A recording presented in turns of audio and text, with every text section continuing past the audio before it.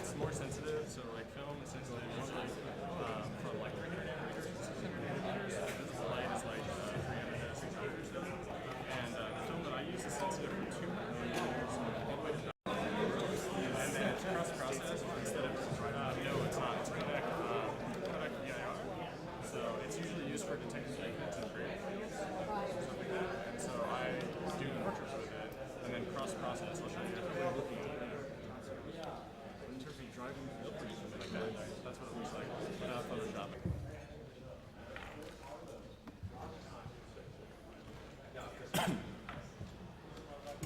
All right, guys, we're going to get started in just 1 minute.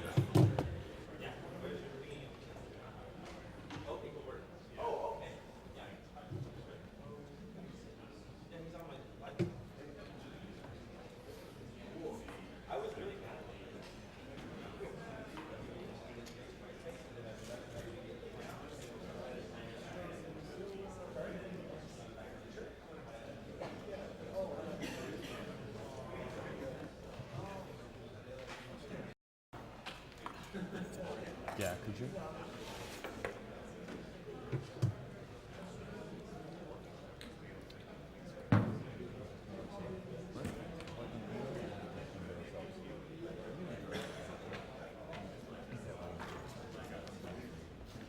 And just a reminder to everybody, we do pretty much have all the DVDs available, so if anybody's interested in taking any home with them, just come see us out there in the hallway. Thanks. Well, you'd be surprised. Hey, was it any good? You kind of screwed up about halfway through. Did I rush it? It felt rushed. Yeah. Okay. All right, everybody, I think we're about to get ready to get started. If you could, sit, because I can't yet. Anyway, we are Secure Science Corporation. The talk today is entitled Tracksploits. We will be discussing hackerish techniques used to sort of track and unmask and identity thieves. I'm sure that there are probably a couple phishers in the audience. Did Matt make it in here yet? No, we're still waiting on our Fisher. Okay. All right, well then I'm going to go ahead and have the boss man come up first. Lance, why don't you do your thing? Good morning.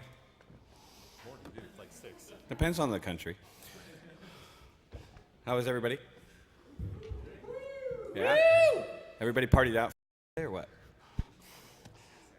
All right, so just a background on us as a company / people. We spend our days tracking phishing groups and botnets and malware and anything that pretty much causes a disturbance on the internet. And so we have to give you an obligatory CYA disclaimer. I'm going to read it because I'm supposed to. Basically, rumored to be a dramatization of events. So exploits that we are doing may or may not be, quote, ever used. Some of these Tracksploits may have never happened. We're supposed to say this. This research is gray matter and may not be legal in all states. Please consult your local law enforcement office, lawyer, wise sage, prosecutor, etc. before attempting any of this at home.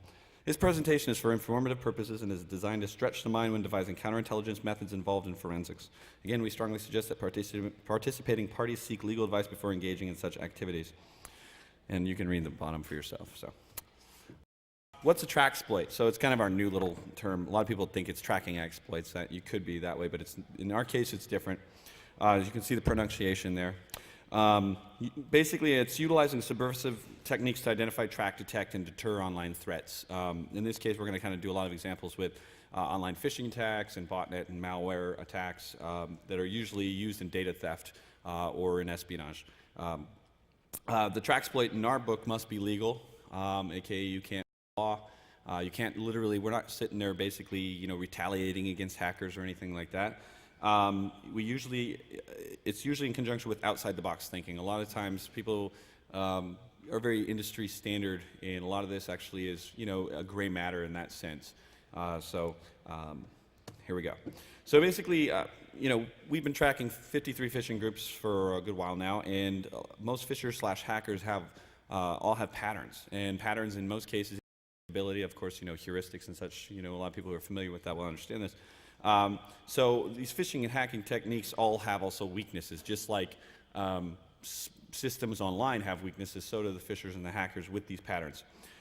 So one of the things that we do is you're not going to underestimate the out-of-the-box thinking when we approach, how to actually, find a phisher or, break some crypto or this or that. So what we're going to do is, quote, tracksploit their weaknesses. A lot of this is done using defense. And I'm going to just review the phishing techniques that are popular today. There's imitating, which is basically a standard mirror of a phish site. Looks like of a bank. It usually either refers the images or it actually mirrors directly all the images. A forward is actually what you see with a lot of eBay, PayPal, and Amazon phishes, where basically the actual logins inside the actual email, and it's a submit post within that, and then usually the victim never sees the actual the blind drop or the site itself, and it usually forwards them back to the real bank. Pop-up, which we sometimes see, it was very popular in the beginning, and it came back because of certain exploits they found to get around pop-ups. That's kind of a new arms race itself.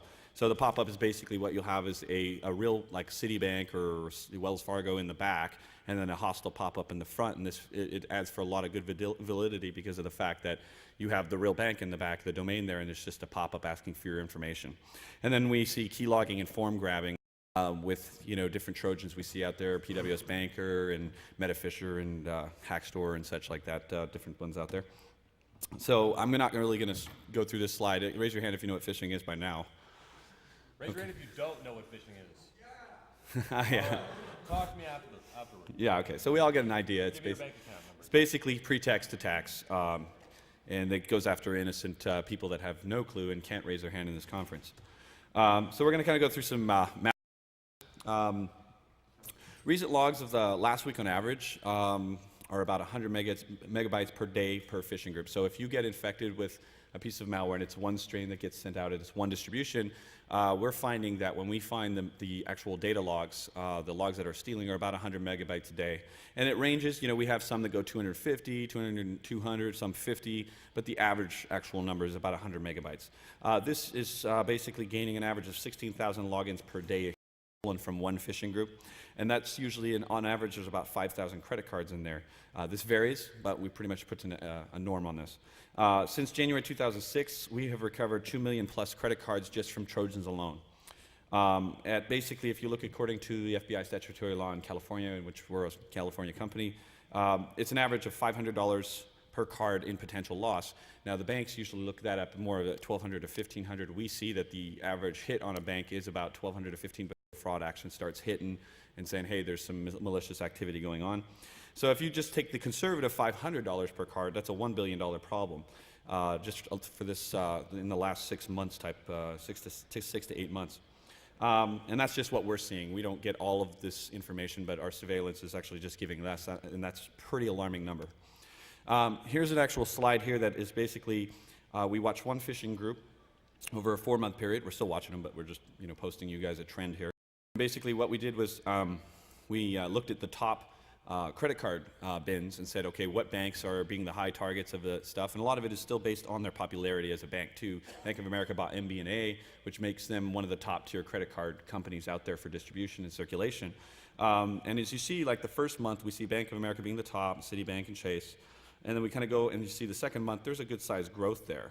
In the third month, there's almost more than a 50% growth, and it's starting to just go higher. As you see, the phishing problem, the credit card theft is obviously a real serious problem, and it's not exactly getting better, even with all that fraud software out there and everything. So how the heck do we know about all this data? A lot of people are like, well, when we try to give it to certain financial institutions, we get multiple mixed approaches. Some of them think we're phishers ourselves. Some of them freak out. They don't want to know about this. And some of the people are very forthcoming and are very glad that they see this kind of information. So one case study is what's called Hackstore. The real name of it, author, is actually A311 Death by Corpse.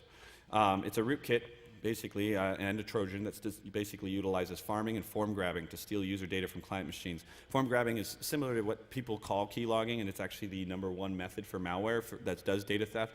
And instead of actually logging the keystrokes, if you hit submit on your web browser, it's actually taking your headers and submitting them to a blind drop. So it's actually getting, when you log into a site, it actually gets that before SSL. This in assembly, and it's very popular with Russian phishers. We're seeing probably at least 10 to 20 distributions a week nowadays. So it's quite popular, but it's very clandestine in most cases, and we see an average of it getting discovered within 1 to 2 weeks. Here's what the phishers see when they're using this, Trojan. So they have kind of like, like NetBus and all the other ones. You basically have, control of their computer. You can freeze their computer, you can trash it, you can kill it. And then they can also, when you're actually setting up malware itself, they give you a Trojan creation kit, which is basically, they actually sell it online. Now, Hackstore is sold online for between $250 and $2,500.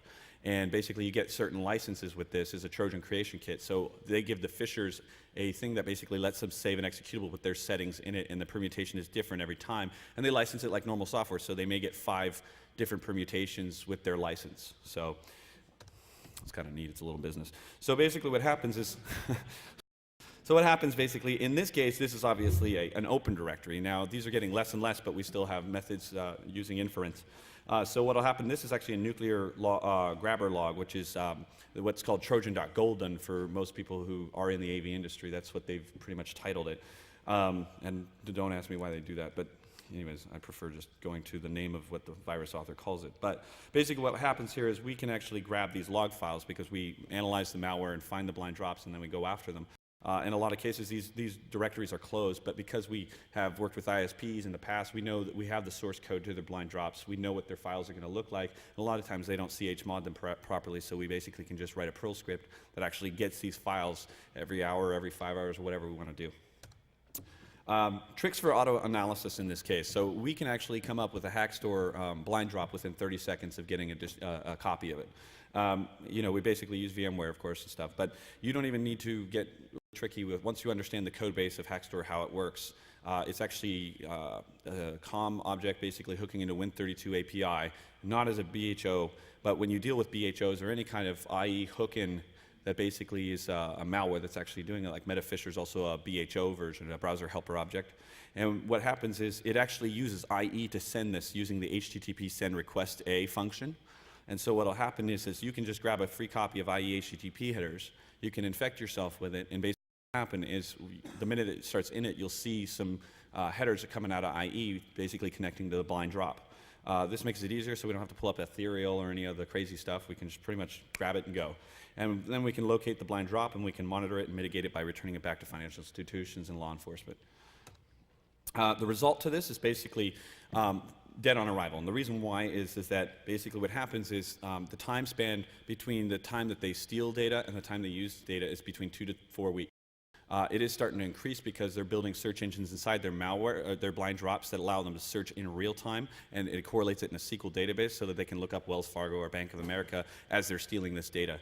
But in most cases, we've had it where we return it to a financial institution and we'll give them all their old data. They'll correlate it and say, yes, these have had fraudulent activity, but all the new real-time data that we continue to give them, basically they get to it before the phishers actually start using it, which is a little bit more preemptive than most situations. So we basically do full real-time risk mitigation in this action for Tracksploiting. So a preemptive action, we kind of look at the code itself. One of the things that we wanted to look at with Hackstore is almost like 99% of Hackstore is packed with FSG, which is fast, simple, good. It's a common packer for malware. One of the things that we've kind of done is a study on how many non-malicious executables are packed with FSG, and so far we've got none, but I'm going to still say 99% are, and that 1% will be left for if we ever find any. But at this you can actually look at what it does. It talks to images.data.php. Some versions of images.dat7, PHP, bserv, depending on the malware type. A certain groups title msits, msys, and then there's, you can track different groups that have different names for the executables. They usually do it because phishers take the path of least resistance in most cases. And then we basically put together some bleeding edge snort rules. We actually made a bunch of them, but I didn't want to fit them on this slide. But 2 very important ones, we actually tried on a major that is a partner with us. Basically, we put in FSG detection. And what happened was, within 5 minutes on a very huge ISP, we found about 20 pieces of malware in 5 minutes. And only 2 of them were actually Hackstore. The other one were Brazilian, Australian, and Russian-based malware. So none of it was a false positive. We actually had very good success just pulling out FSG alone. And so we actually can rid a certain space of malware that's used with this packer. And so that's actually kind of neat. So now we know how to recover the data, but do we know how to prevent future form grabbing? So thinking outside of the box here, we were trying to say, hey, you know, most people's anti-malware solution is to give something to the desktop or the client user. The problem with that is that when you're compromised, you must consider that localhost has no integrity. And you know, when we look at Hackstore, we see a list of zone alarm, you know, semantic Sophos, all this stuff getting shut off, and that's common. It's that arms race that we basically deal with. And so eventually, if you have a threat to them, they'll just put it in the list off your firewalls or whatever you have on. So we were thinking, okay, we need to find a way to do this so that it's on the server side, basically kind of Sun Tzu's art of war, take the higher ground. And then basically the idea is this, and this is not a silver bullet, we're not saying it is, it's basically something that will push them to about a year or two to evolve, because it's like spam assassin. As it becomes a true threat, they do start looking at, you know, oh, let me test my spam through spam assassin because it does affect my business. At this point, you know, this technology would probably buy us a few years, you know, before they evolve and you look at it as a serious threat. But basically what we do, this is the bank I use on a daily basis, First Bank of Phishing. And what we do is, to the normal user at home logging into their system, they don't see any difference of what's going on. So using live HTTP headers, just to show you, we actually encrypted this with an encryption algorithm. You can use whatever you want. But what happens is the JavaScript, we use JavaScript to basically send a key to the browser, but we use an space and put it in memory so that it's not just in the code, because Hackstore and Nuclear Grabber already grabbed the code of the page. This is why a site key is broken with Hackstore. But basically, we send a key to them. It's random. It only lasts 45 seconds. And what will happen is when they hit submit, it actually encrypts it at the JavaScript layer, HTML layer, sends it off to the server, and we have a decoder on the other end. And so when they do steal it, we basically assume localhost is already compromised for everybody, because the customer is the weakest link in the chain. And so you see this data here. This is obviously not Lance log. It's a bunch of, you know, an IV and then the actual cipher itself. So it sends it. So when these guys look at it on their blind drop, they'll go, oh, gibberish, keep moving on. Because we saw there's a lot of gibberish in their drops anyways, you know, whether it's encoded with something or just things they don't understand. So they'll just move on until it's like almost every bank has it, and then they'll be like a little bit ticked off about that. But so other things that we've been doing. Many phishers track their stats, whether it's a spam site that they want you to go to, like, you know, Viagra or whatever, or even in the malware we're seeing. And there's a lot of Russian groups that use hotlog.ru. Hotlog is basically a logging service, just like GeoCities has like it's basically conversion rate. So what will happen here is we went to the Hotlog site to check it out, and it has an example thing of ustat / question mark ID 23052. And so when we see a Phishers, you know, either in the binary or actually using on a phish site, what will happen is they'll have their own ID, and they have a login and password and everything, but took the example site and put the other ID in there, it bypassed the login and password, and basically allowed us to just look at their stats. This has a lot of good things for us, because what we call victim zero is the phisher itself. You know, basically before the first victim gets hit or infected, we'll see first hits before the mass distribution, and we'll see like 50 IPs of the same IP coming in from Ukraine. How many times are you going to infect yourself with this malware? So, you know, most likely that's our phisher right there, and so we'll see that, and it's also sold because of the fact that we'll also see another 50 coming in from somewhere in Nigeria or somewhere in Australia, and it's very unlikely that, you know, the same person is infecting them themselves constantly, because as we go down the list, we see these victims and they get hit once, and then you know, you can keep track of it. So you can see the mass hits, the geographical location of these hits, and you can see the victim hit statistics and IP information, so you can get an idea where's the high rate of infection. Now the cool thing about this is that these phishers are using this to also know this themselves. The newer malware like MetaPhisher and vBreeze is actually also they have actually a blind drop site that actually keeps track of all of this stuff for them. Web attackers the same way with the exploits. Web attacker is an exploit tool that basically has a bunch of brute forced exploits, and they keep track of which exploits are the most effective, what regions are getting most effective. And so these phishers actually do us a good job, a good service, because we can keep track of what they want to do, and they do all the work for us, which is good. We actually wrote an article in 2000. One of the first phishing groups that hit, you know, major banks. This enabled us to locate the tester a week before the distribution. We tracked all the referrers. We got, you know, idea of how many victims got hit from this site, and we located the scam kit developer that lived in Tybot's Corner, Delaware, which we ended up calling this group the Delaware Phishing Group, even though they're a Russian organization. Fun with IRC. I'm not going to mention the IRC server that this is the vulnerability to, but anybody who's, you know, clueful in probably figure it out. Basically, we tracked down the Dephonic crew by accident. I'll tell you offline how that happened. But basically what happened was we ended up landing on irc.dephonic.net. If anybody knows who the Dephonic crew is, also known as localroot.org, they did the LexisNexis hack and the Paris Hilton's mobile sidekick where they posted all the email up on a site. They were using cloaking encryption, basically part of this server. So what would happen is it hides the IP of the channel users. Here's some pseudocode just to give you an idea. So basically a 96-bit key divided up in 32-bit words, three 32-bit words, and then you would have your function for the IP address to actually encrypt. Your output would basically be some hexadecimal sets of 4, and then with an X depending on, it could be .ip, it could be X. It's really, it doesn't really mean anything except for, here's my parsing or whatever. And basically we looked at the algorithm. It was basically a CRC32 variant. It's a very linear algorithm. We basically decided to, see can we attack this. So we basically did what's called a related key and divide and conquer attack. And basically, the funniest part about this code is that it was an open source piece of code. So we looked at the cipher, and it had a double XOR in there, and it had a comment that said to keep, crackers from cracking this encryption. If anybody has any background in XOR or encryption alone, you know that what a double XOR does just is reverses the problem. So their 96-bit key just suddenly became a 64-bit key for us. And then we did a divide and conquer attack, and this reduced the key to a search space of 2 to the 30th. I don't have my exponent in there, sorry guys. And then reduction of search time by a factor of 2 to the 66th. The new output, we got basically a IP address, and the key was broken within 5 seconds on an AMD 64. Fun with IM. Everybody have Trillion or know what it is? Yeah, raise your hand if you do. Basically, the background of it is basically it's a multiple, like game. It's like basically a commercial version. There's a basic version and a pro of just IM. You can have AIM, MSN, Yahoo, blah, blah, blah. Advertised like a while back that they have secure IM using 128-bit industry standard encryption. They were kind of right. Basically what happened is they are truly 128-bit. How many people understand Diffie-Hellman in here? Okay, most people understand that in discrete logarithms and large number theory you need large primes. You need safe primes and large primes.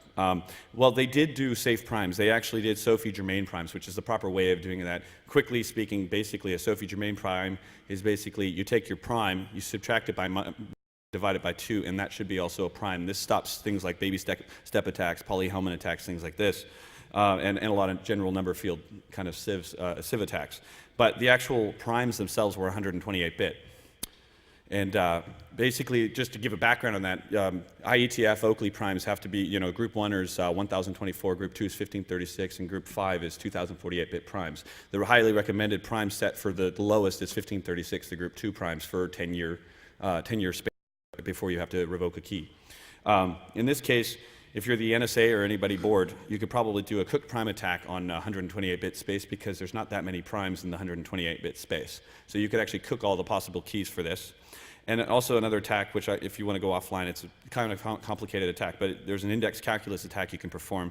The basic idea is you create a linear sieve of all the prime minus 1 divided by 2, that second prime you get when you divide it. Basically, you take it and you get all the primes up to that number, and you basically calculate smooth relations against that, and then you can basically have all the possible keys for that prime.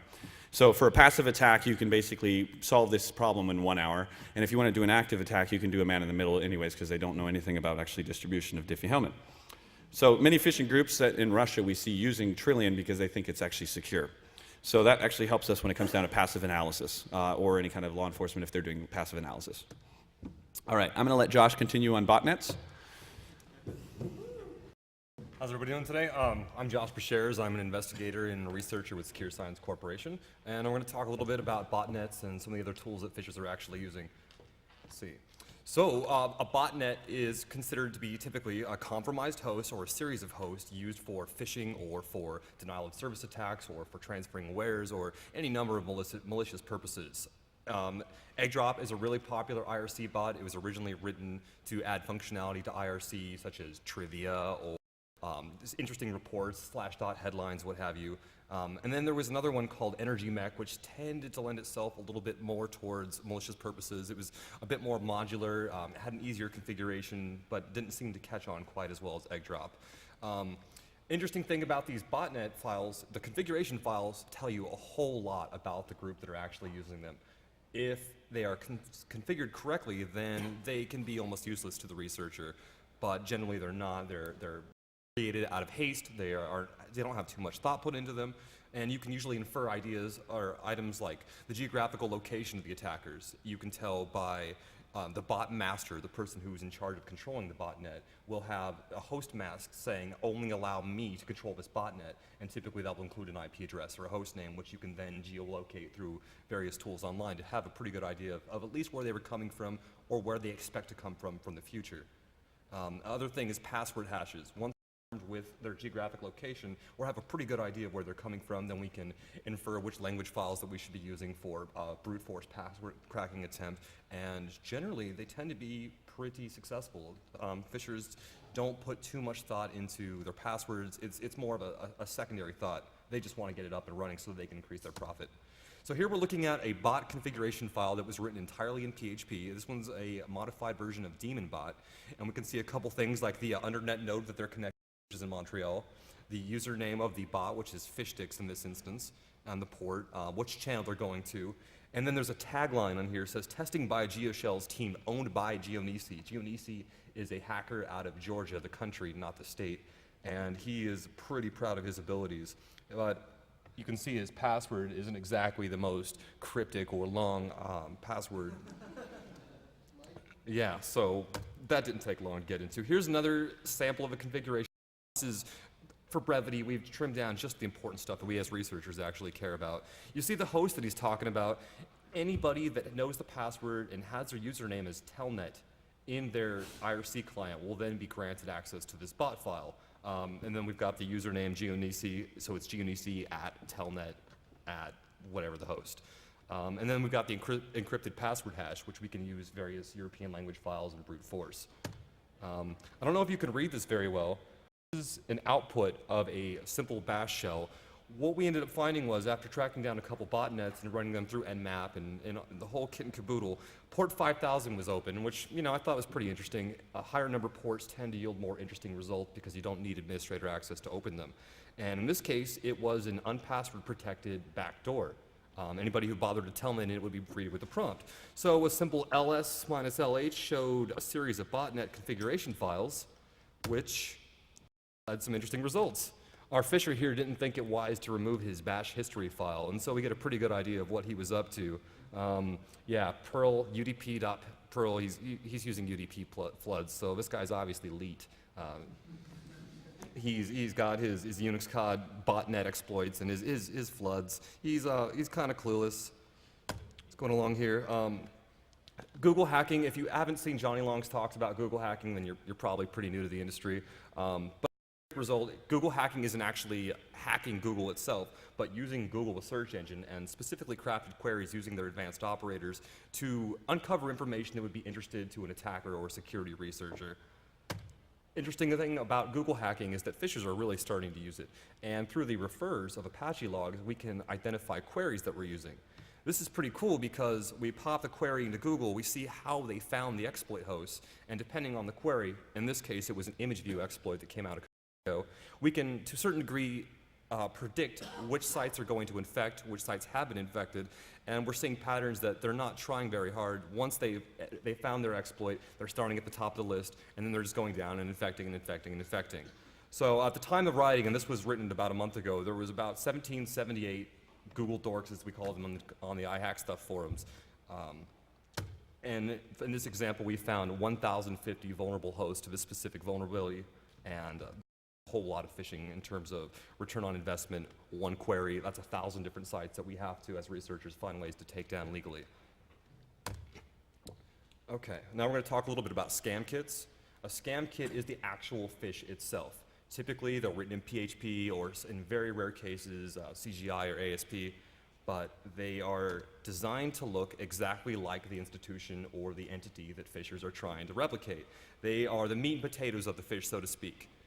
Sometimes they are traded on internet relay chat or they are passed around personally. They're generally pretty trivial. Save the page, change the image links, add in a little function to email the data that you've recorded and send it off away to a disposable email account. They generally don't take much skill save for an entry-level day one PHP course. But they're not always exactly the same. And in fact, sometimes you can infer characteristics of the phishing group that's using them based on heuristics, based on type of comments or the specific way that they phrase the PHP. You can sort of identify trends in different groups, and you create a profile of these people. And then as we're starting to see more phish come across, we recover the data, then we could say, okay, these are the Indonesians that like to go after this, giant bank in America, and this is where they're sending it. They like to use Gmail accounts, and oftentimes, believe it or not, kind of just reviewed this.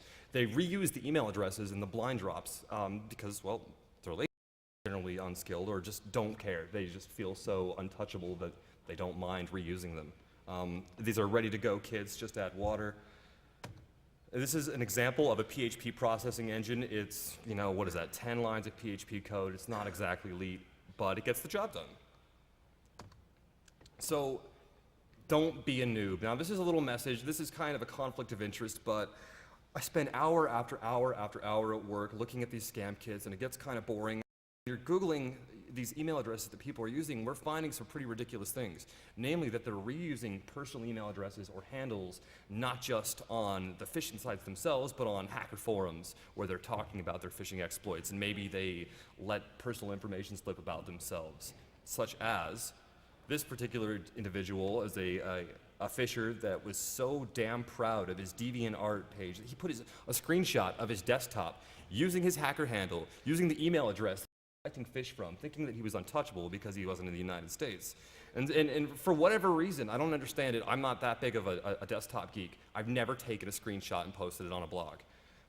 We zoom in a little bit, and we see quite a bit more interesting information, such as the IRC channels that he hangs out in, which files are in his home directory, which music he likes to listen to. I don't know if you can see that out there, but he's got Yahoo Buddy IM, including his name, his friends' names, who he's hanging out with.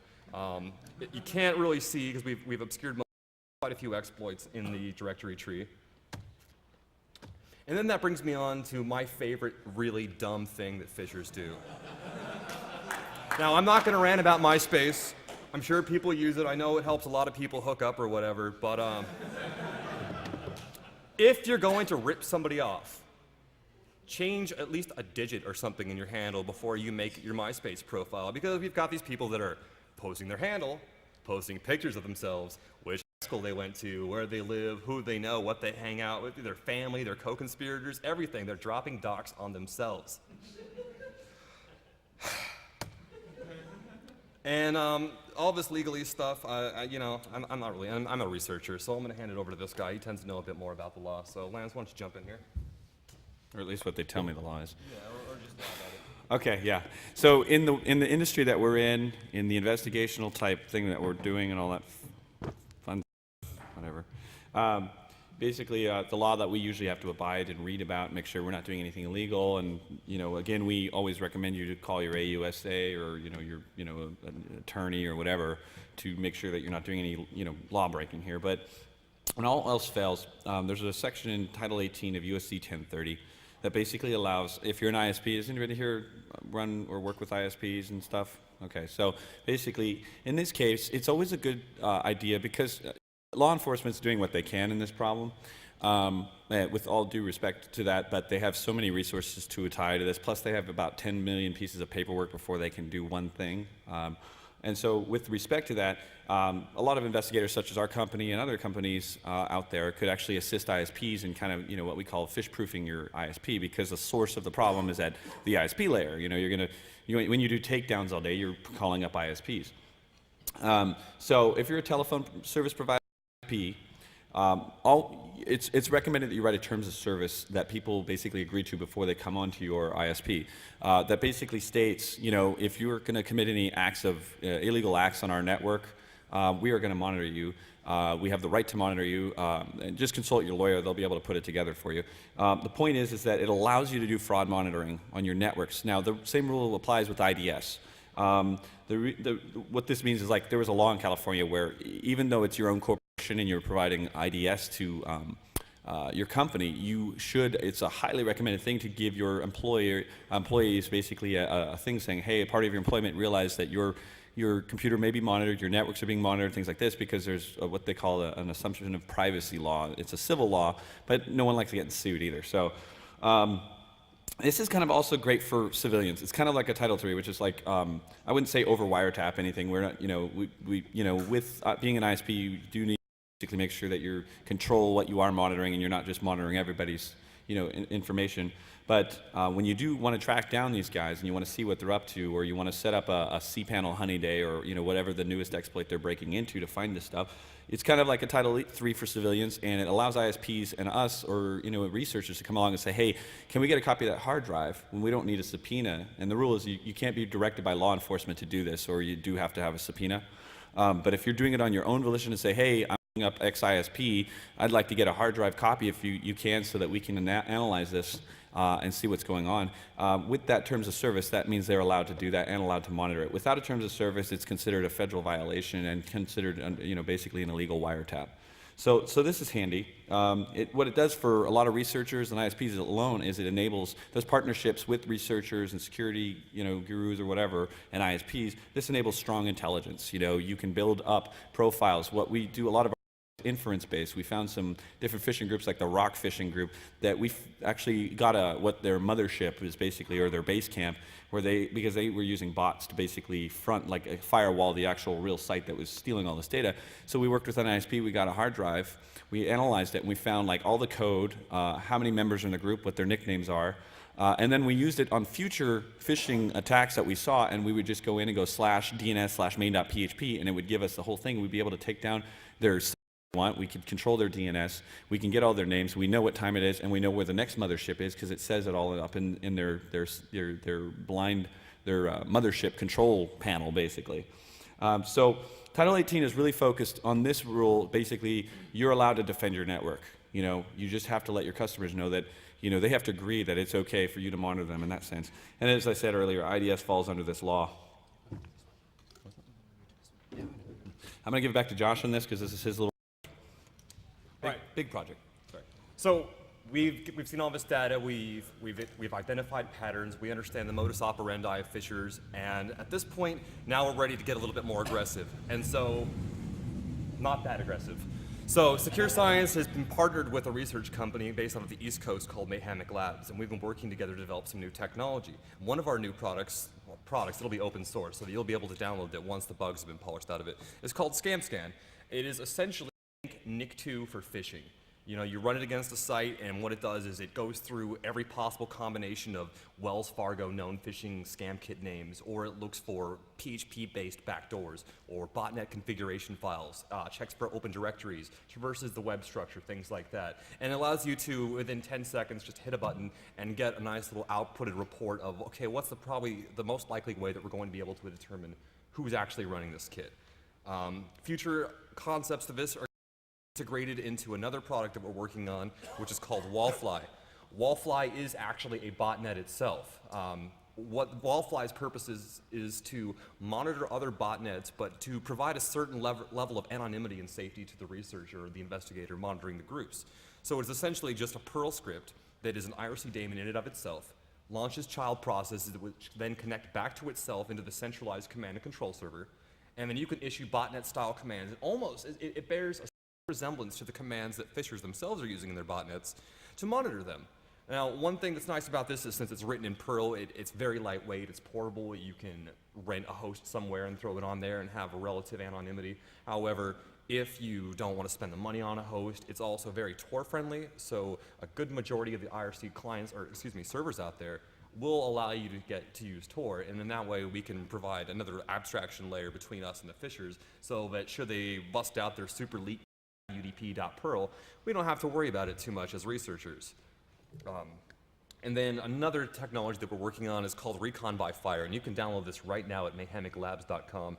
It is a CTCP shotgun, so to speak. You enter in the server, the channel name, and then a wildcard string of usernames that you want to look up. And what it does is it goes through every possible CTCP command and just fires at them at every person in the room to get information such as the IRC client version, which more often than not reveal if it is a bot or if it's masquerading as someone, or you can identify trends. Maybe every IP address in that room is on the same subnet, so maybe we can let the ISP know that they've got a big problem because every one of them in their class has been compromised.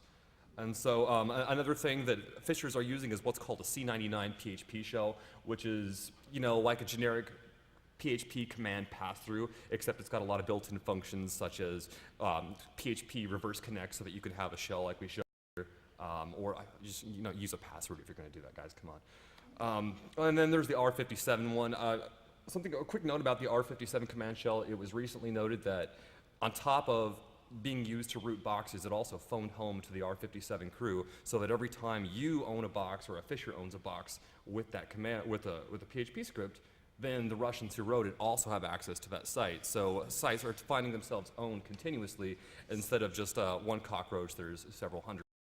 And I'm going to go ahead and plug Lance's book for him so he can be humble here. Phishing Exposed came out last year. What was it? Yeah. October? November, December?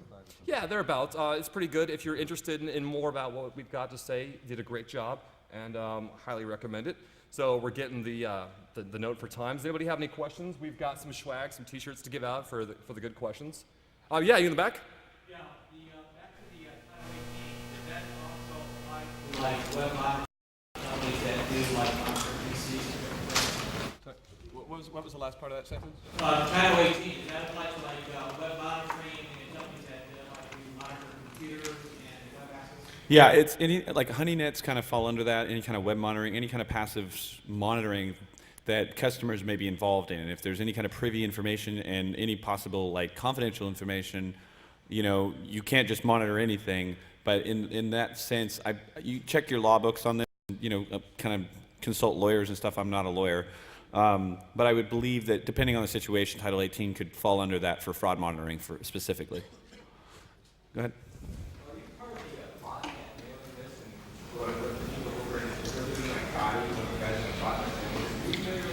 I'm very familiar, and I'm really familiar with who Gotti is. Him and I are not friends. I have my own list. It's called Malware, and I'm involved in a lot of different lists. Yes.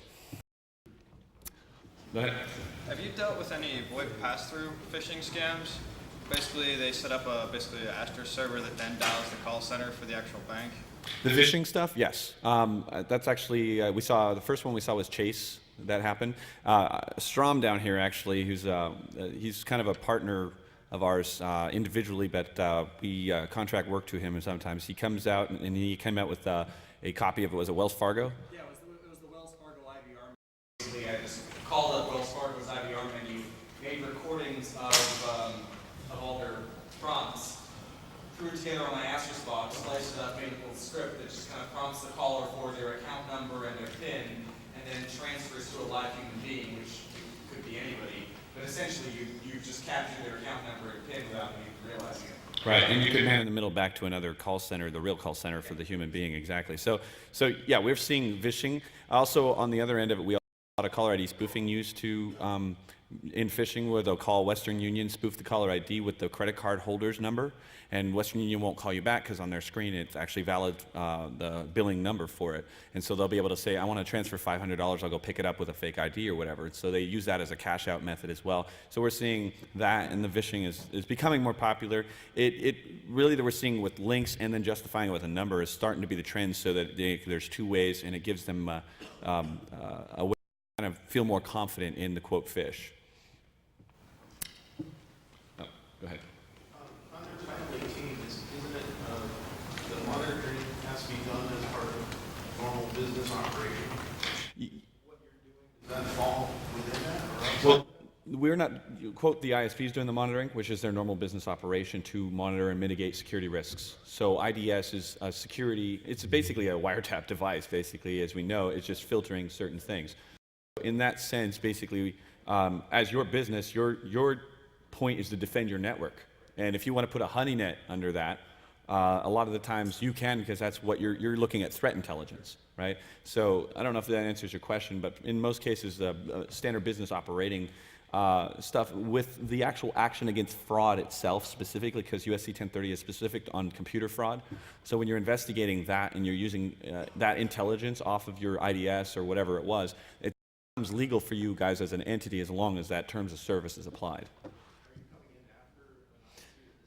Yeah, we've had ISPs that won't do that at all. They'll say, get an FBI agent to call us and get us a subpoena. And then we have a lot of good ISPs that'll basically, what'll happen is we'll find some forum that's doing something and it'll be hosted there. And I'm like, hey, can you send me the PCAPs every day for the next 2 weeks? And they'll set up an FTP server and send us PCAPs. And they can do this legally because the who subscribe to the ISP have agreed that, hey, I can be monitored if I'm doing something malicious. So, yeah. Do you find you deal often with problems with jurisdiction when, you know, hackers from Russia outside the United States are attacking U.S. targets? This is one of the reasons why we created the malware list, is that we have, you know, Australia, France, UK, SOCA group, you know, Aucert, the Lexi group from France. So a lot of times when we do like set projects, what we'll do is put together a task force, set up a separate list, have the people on that task force, and we all work together in conjunction. But what'll happen also is that, you know, with FBI, like if we get FBI involved or Secret Service or whatever, they have what's called legat, right? So for them to talk to a foreign country, they have to go through the paperwork, you know? So what we do is if FBI happens to be on a mailing list or something like that that we run, and that communication's there, that kind of bridges some of that, or a little bit kind of goes around it, as long as the FBI is not, quote, engaging and have to call them and stuff, but it helps them have intelligence in the US and still work internationally with these people. And then if it comes to the point there's enough intelligence, obviously law enforcement will come along and say, yeah, we need a legat, let's get that going and stuff. And it gives them kind of like a buffer space of getting that done. And we have a lot of different international projects right now for some major virus authors and some, you know, different investigations and stuff. So yeah, we get a lot of international help for sure. We're done? Are we done, or what's that say? I have no glasses. 10 minutes? Go ahead. Just out of curiosity, how many of your problems end up being on EU's universities, I2 versus, you know, Kimono? We haven't seen one problem on I2 perspective yet. Then again, we're not monitoring I2 yet. So if there's other problems on I2, I2 is a bridge to the internet anyways. I mean, they're connecting the two pretty much. So if that comes into a problem and stuff, I mean, we have, you know, the IPv6 stuff in IRC to kind of give somewhat anonymity and such, but it's not exactly an impossible problem to deal with. But we do see a lot of stuff on universities, that's for sure. Yeah, okay, so yeah, we see a lot of university stuff. A lot of these phishers end up being students at universities in different countries or in here. I mean, in the States, we find more of drug problems with the people that are doing this kind of activity, whereas in Europe or so, we actually find more of it's like a business. And it's not necessarily drugs that are motivating, more just not the best economy. You know, like you have Romania and Russia, which Russia unfortunately has got a lot of corruption going on. As you saw, the banker, the anti-fraud banker, if anybody heard in the news, was gunned down, I think it was last week or a week and a half ago, because he was shutting down all these Russian banks that were doing corruption and money laundering. And then he ended up getting killed by some money launderers himself, and through what they believe is a contract killing. So unfortunately, that tells us, oh, these guys have teeth. They really want their business. But some of that, I mean, pays for a lot of, you know, the economy, unfortunately. And so it's like we're empathetic but not sympathetic, if you know what I mean. Like we understand the culture, but, you know, it's still a crime, and, you know, we have, you know, kind of, so if that makes sense. What I've observed working for an I2ISP is a lot of students who do phishing, excuse me, my voice from last night. Yeah, no problem. I have the same problem right now. They literally will only target other I2 universities, and you know, they do that to avoid exposure to I1. You know, going to Horizon Quest or something like that. We notice that's becoming more and more of an issue. Yeah, we're not on I2 right now, so we don't. But if you want to talk to me afterwards, maybe we can talk about getting together and kind of doing a partnership of getting some intelligence our way on that stuff, and we'll help mitigate any problems over there and do some investigations. So, anybody else? All right. No, just kidding. Yeah.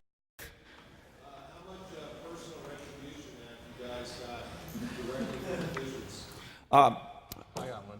Okay, let me start with my basics and let him answer his one recently. He actually got retribution back too. You know, so just last week I actually had to move to Tor on some of the blind drops we're monitoring, because these guys were like, oh, well, you know, your sets of IPs, I'm going to just block you. You know, and then we've actually had it where I'll be monitoring an open directory, and then it suddenly changes and says die yuppie, they're index.html, and so I'll just inference because they're still idiots. But the point is that, I mean, we've seen stuff like that. We haven't had, you know, we're pretty discreet on how we do our stuff. We have a distributed environment, so they're not going to quote say, oh, it's secure science doing this stuff, you know. So we've kind of kept, you know, our activities that are really important pretty discreet about this stuff. I mean, if our company itself, you can see our web pages, you know, we don't even really explain our products very often because we don't want phishers knowing technologies we're using, what we're doing for some of the stuff that we're doing that's pretty advanced. This is stuff that we have no problem talking about. Let me get Josh to get the other part of this, though. Okay, so a couple of the people that work with us in our company or have relationships, we encountered a Fisher in IRC, and he really wanted to know if anybody had roots. He just wanted roots so damn bad so he could set up a scanner because you need roots to run Nmap. Didn't even think about, I don't know, installing Linux himself, but he was trying to trade, and all of us basically told him to piss right off. And so he busted out his udp.pro and he knocked a couple of us offline. And I have to give a screaming review for the Netgear FES 114 VPN router because although a couple of us did get plinked right off of the internet, I managed somehow to stay on without missing a packet. And the really cool thing was it kept logs of all the IPs from the fragmented UDP packets. And so we took those and plugged them into Undernet, got lucky, found a couple of the BotNet hangouts, and that's where all those configurations because those are the guys that left the web shells open. So yeah, there are people that try. I'm more concerned about the organized crime element than I am just the random skiddies. But generally, they're not that smart, and that's why they're phishers in the first place and not hackers. And I just don't plan on going to Russia or Romania anytime soon. But the cool thing about how we do it, like Josh's attack that he had wasn't on our network. We have separate networks for all this investigation stuff, so it doesn't affect like this or that, and they don't say, oh, this is a secure science IP. That's so, why we use Tor now. Yeah. Okay, fine. Okay, anybody else? Oh, yes. What kind of mix are you seeing between the real, honest-to-God Russian mafia and the skids? What kind of what, sorry? What mix you're seeing? We actually, let me kind of go in some history there. So 03, 04, very covert Russian style stuff, right? And then we have what we call the chaotic groups, basically the Romanians that are pretty much traders online. You can pretty much make busts pretty easy comparably, depending on the extradite laws and all the fun stuff. But the point being is that for a while, those are definite skiddies, and then we had these very serious, very, using encryption, very, very careful on how they did stuff. The Russian organized crime today is so huge, like in the sense of the business. It's become like a corporation for these people, that they're more overt, and they're open to being on forums, trading with different players on this, and they're utilizing that so it's less in the business. It's kind of like allies versus enemies, right? There's no point, but there's a lot of, it's kind of like market share. You got these Romanians taking a piece of the market, and Romanians are a lot more aggressive, whereas organized crime tends to be more tactical, and organized crime tends to get a lot more data quicker, because they are truly organized in that sense, and they have higher technologies. Most of these Romanian kids just use free software out there and stuff. But the bottleneck is killed now because you've got Trojan creation kits, you've got that are advertised on these different forums, like literally have ads like need money, cash-win.biz, and it's a, get your cash out today, or, or need roots, need shells, and it's like full on like, like a Ford ad, but it's like these like illegal activities, and we'll see, nuclear grabber, and it has the radiation, symbol on it, and it's like, starting at $250, that kind of thing. And so they are becoming more overt because of the fact that they're not afraid anymore. They've got this down to to the point that go ahead and it's like, okay, you stop a few of us, it's like spammers, right? You can stop a few spammers, it's like, uh-oh, you saw blue security. So, go ahead. Any China? I can't comment. I'm not allowed to.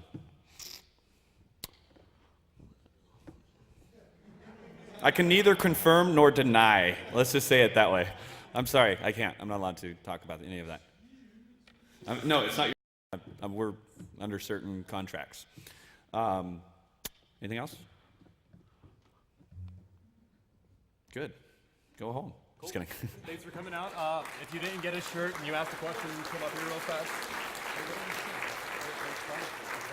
Yeah, and thanks for our sponsors who gave us the swag to hand out. Appreciate it.